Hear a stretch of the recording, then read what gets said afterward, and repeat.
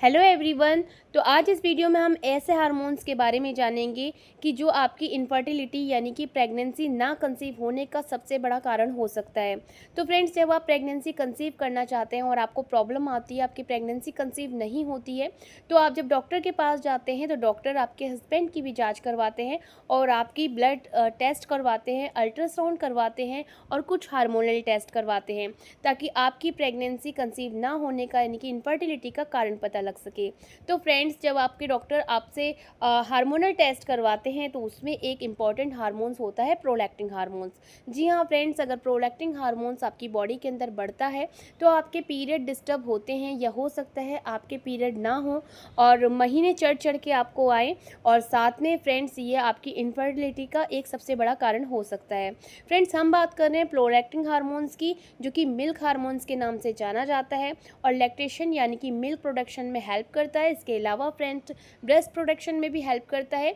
ये हार्मोन्स जो है प्रेगनेंसी के टाइम में और लैक्टेशन मदर में जो है ये हार्मोन्स जो है बढ़ता है। लेकिन फ्रेंड्स, जब आप प्रेगनेंसी कंसीव नहीं करते हैं और साथ ही फ्रेंड्स आप अगर लैक्टेशन यानी कि फीडिंग भी नहीं करवा रहे होते हैं और ये हार्मोन्स तब आपका बढ़ता है, तो आपकी बॉडी जो है वो लैक्टेशन फेज में चली जाती है।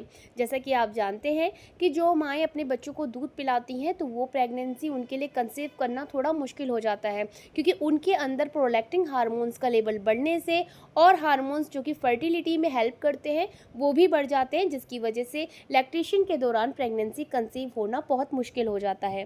फ्रेंड्स, ये हार्मोन्स आपकी ब्रेन की पिट्यूटरी की एंटीरियर लोब से बनता है और फ्रेंड्स आपकी फर्टिलिटी के लिए काफ़ी जो है इम्पॉर्टेंट हार्मोन्स हैं। अगर फ्रेंड्स ये हार्मोन्स डिस्टर्ब होता है या इसकी मात्रा बढ़ती है तो ये एफएचएस, एलएचएस और टीएसएच यानी कि थायराइड को भी डिस्टर्ब कर देता है, क्योंकि फ्रेंड्स अगर ये बढ़ता है तो ये अपने साथ और फर्टिलिटी हार्मोन्स को डिस्टर्ब करता है, जिसकी वजह से इनफर्टिलिटी यानी कि प्रेगनेंसी ना कंसीव करने की समस्या देखने को मिलती है। फ्रेंड्स, एफएचएस हार्मोन्स की बात करें तो ये आपके एग के फॉर्मेशन के लिए, ओवुलेशन के लिए काफ़ी इंपॉर्टेंट है, और अगर हम एलएच के हार्मोन्स की बात करें तो ये आपकी इम्प्लांटेशन के लिए काफ़ी इंपॉर्टेंट है।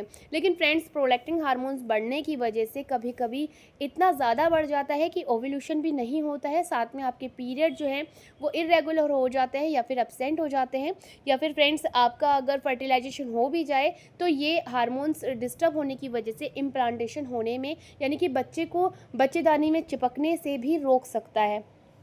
चलिए अब बात करते हैं ये हार्मोन्स के बढ़ने से जो है क्या क्या इसके कारण हैं, क्यों ये हार्मोन्स बढ़ता है। तो फ्रेंड्स, सबसे पहला इसका कारण है स्ट्रेस। अगर आप ज़्यादा स्ट्रेस लेते हैं तो भी ये हार्मोन्स डिस्टर्ब हो सकता है। इसके अलावा फ्रेंड्स, आप कोई मेडिसिन का यूज़ करते हैं तो मेडिसिन की वजह से भी ये हार्मोन डिस्टर्ब हो सकता है। इसके अलावा फ्रेंड्स, अगर एंटी डिप्रेसिव आप अगर पिल्स लेते हैं तो भी फ्रेंड्स ये हार्मोन डिस्टर्ब हो सकता है। इसके अलावा फ्रेंड्स, अगर आपके टीएसएच यानी कि थायराइड की अगर हार्मोन्स डिस्टर्ब है तो भी फ्रेंड्स ये डिस्टर्ब हो सकता है। साथ ही फ्रेंड्स, अगर आपको पिट्यूटरी एडिनोमा है यानी कि पिट्यूटरी ग्लैंड में फ्रेंड्स जो है नोड्यूल्स बन जाते हैं, तो जिसे हम पिट्यूटरी एडिनोमा कहते हैं, उसकी वजह से भी फ्रेंड्स ये हार्मोन्स बढ़ता है। इसके अलावा फ्रेंड्स, अगर आप बहुत ज़्यादा हैवी एक्टिविटी करते हैं तो भी ये हार्मोन्स बढ़ता है। इसके अलावा फ्रेंड्स, अगर जैसे कि मैंने कहा कि पिट्यूटरी ग्लैंड में आपके छोटे छोटे नोड्यूल्स हो जाते हैं तो भी इस हार्मोन्स की जो मात्रा होती है वो बढ़ जाती है।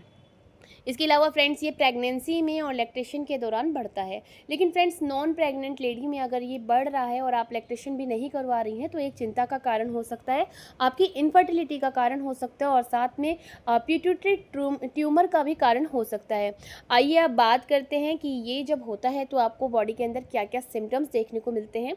तो फ्रेंड्स, आपका ओवुलेशन जो है वो या तो स्टॉप हो जाता है या ओवुलेशन होने में फ्रेंड्स काफ़ी दिक्कत होती है।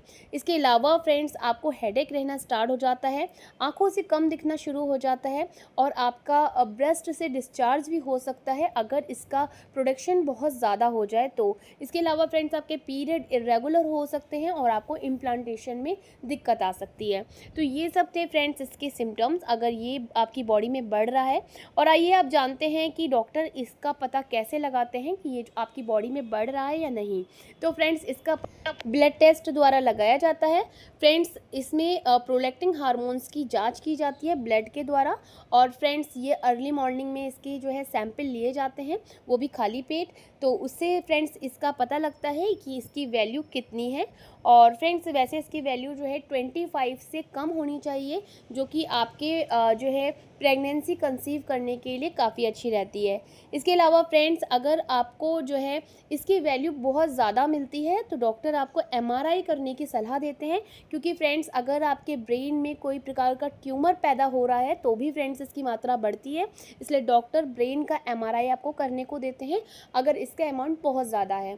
और फ्रेंड्स आइए बात करते हैं कि इसकी ट्रीटमेंट फ्रेंड्स कैसे चलता है। तो फ्रेंड्स इसमें आपको घबराने की ज़रूरत नहीं है, क्योंकि मेडिसिन के द्वारा ये कंट्रोल में किया जा सकता है, इसकी मात्रा को नॉर्मल लाया जा सकता है। तो डॉक्टर इसमें जो मेडिसिन चलाते हैं वो आपके प्रोलैक्टिन की वैल्यू के अकॉर्डिंग चलाते हैं। अगर बहुत ज़्यादा मात्रा बढ़ी हुई है तो हफ्ते में 2 बार तक ये मेडिसिन आपको लेनी होती है, नहीं तो डॉक्टर इसे हफ्ते में केवल 1 बार मेडिसिन चलाते हैं। लगभग फ्रेंड्स ये मेडिसिन 3 महीने तक चलती हैं और आपका प्रोलैक्टिन लेवल नॉर्मल आ जाता है तो आपको ये मेडिसिन स्टॉप करनी होती है। साथ ही फ्रेंड्स 3 से 4 महीनों में अगर आपको इनफर्टिलिटी है तो इस हार्मोन्स के नॉर्मल होने के बाद आप कंसीव कर सकते हैं। और उसके बाद फ्रेंड्स से डॉक्टर से सलाह लेके आपकी प्रोलैक्टिन वैल्यू जब नॉर्मल हो जाती है तो मेडिसिन को बंद कर सकते हैं, और दोबारा जब ये वैल्यू बढ़ती है तो डॉक्टर द्वारा फ्रेंड्स ये टैबलेट दोबारा चलाई दी जाती है। तो फ्रेंड्स इस तरीके से प्रोलैक्टिन हार्मोन्स का जो है ट्रीटमेंट होता है, और ये हार्मोन्स जो है प्रेगनेंसी के लिए काफ़ी इंपॉर्टेंट हार्मोन्स है। तो फ्रेंड्स अगर आपको इनफर्टिलिटी की समस्या है तो अपने डॉक्टर के पास जाइए, उनसे सलाह लीजिए, जो वो आपको हार्मोनल टेस्ट, ब्लड टेस्ट कहते हैं उससे करवाइए, ताकि आपको पता लग सके कि आपकी इनफर्टिलिटी का कॉज़ क्या है। इस वीडियो में आपने जाना कि प्रोलैक्टिन जो है बाझपन का यानी कि इनफर्टिलिटी का एक कारण हो सकता है। तो फ्रेंड्स अगर आपको हमारे द्वारा दी गई जानकारी अच्छी लगी हो, वीडियो पसंद आई हो, तो प्लीज़ चैनल को सब्सक्राइब कीजिएगा, वीडियो को लाइक ज़रूर कीजिएगा। ऐसे ही यूज़फुल इन्फॉर्मेशन वाली वीडियो मैं आपके सामने लेके हाजिर होंगी। Thanks for watching my channel. Thank you so much.